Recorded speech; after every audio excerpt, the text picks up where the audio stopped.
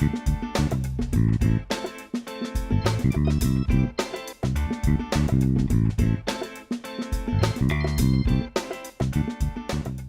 recently placed Trimark Fund's analyst rating under review following the departure of its lead manager, Dana Love.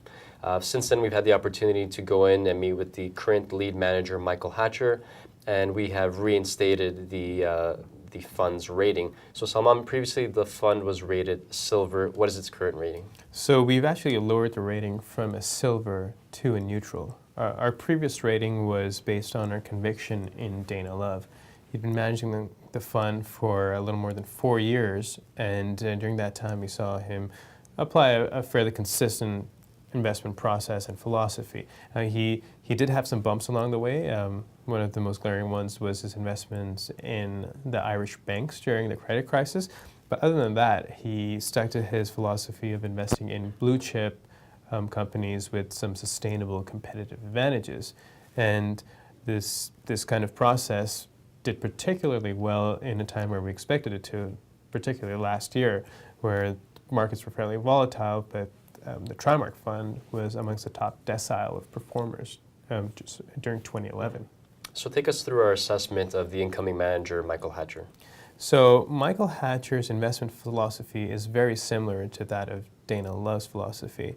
And an example of that is in the holdings that both of them have in their portfolios.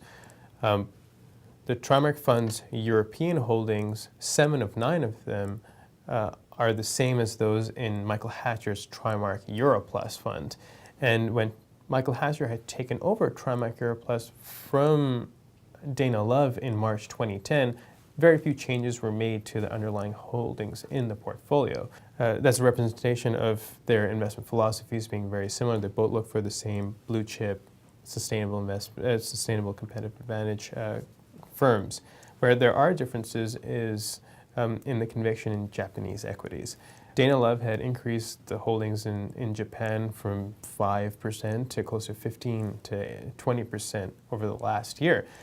Michael Hatcher does not have the same conviction in Japanese equities. He still wants to see some concrete evidence of changes to their corporate culture before he goes into that region. So there are a couple of items that we're keeping a close eye on. One is Michael Hatcher's ability to ramp up his knowledge and coverage of areas outside his key area of expertise, which is European equities.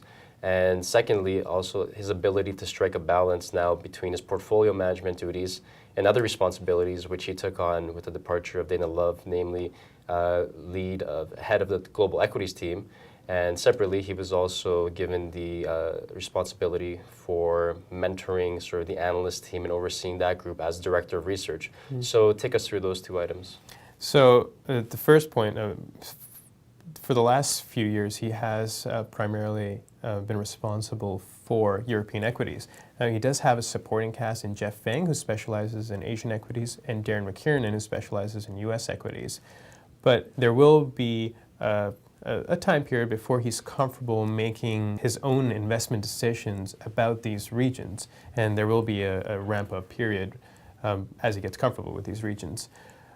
With regards to his responsibilities, this is something that we have pointed out as a concern. He is stretched a little thin right now. Like you mentioned, he's director of research, he's head of global equities, and he's in his capacities on the leadership team, and he is also lead manager of 3 funds. And while Invesco doesn't feel that these 2 non-investment responsibilities will be a huge time sap, we are waiting to see if it will be a distraction, and we suspect that it could be a distraction from his core investment responsibilities. So by and large, you wouldn't really expect any drastic changes to the portfolio. The overriding philosophy is generally the same. It's more of a matter of monitoring those 2 items and really building that same conviction that we did have in its previous manager.